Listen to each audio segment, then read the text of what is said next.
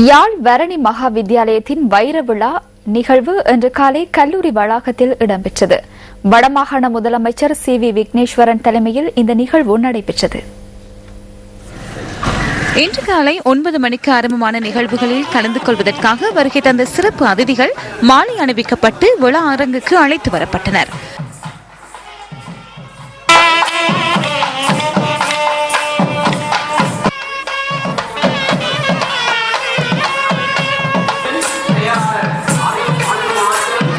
மங்கள விளக்கேற்றலுடன் ஆரம்பமான விழாவின் முதற்கட்டமாக பாடசாலையின் வரலாற்று பெருமைகளை எடுத்துரைக்கும் வகையில் வருணி நூல் வடமாகாண முதலமைச்சரால் வெளியிட்டு வைக்கப்பட்டது.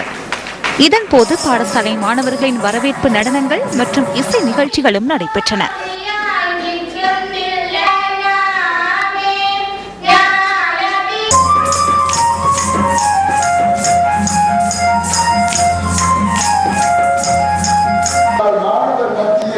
புகைத்தல், மதுபானம் அருந்துதல், போதைப் பொருள் பாதித்தல், பெண்களை வருத்தும் சேஷ்டைகளில் ஈடுபடுதல், கோஷ்டிகளில் சென்று சண்டைகளில் ஈடுபடல், விருந்துபசாரங்களில் பெண்களையும் ஏற்பட்ட பழக்கங்களுக்கு அடிமையாக்கல் போன்றவை உள்ளடக்கப்பட்டு எமது பாரம்பரியம் விரைந்து போவதை பார்க்கக்கூடியதாக இருக்கின்றது.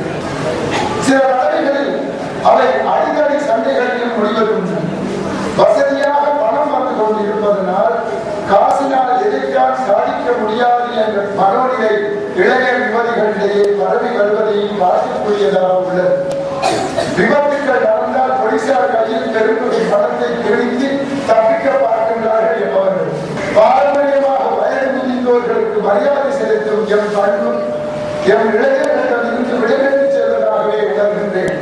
இந்த நிகழ்வில் நெல்லை ஆதீன முதல்வர், வடமாகாண கல்வி அமைச்சின் செயலாளர் எஸ். சத்தியசீலன், வடமாகாண கல்வி பணிப்பாளர், உயர் அதிகாரிகள், பொதுமக்கள் மற்றும் பாடசாலை மாணவர்கள் என பலரும் கலந்து கொண்டிருந்தனர்.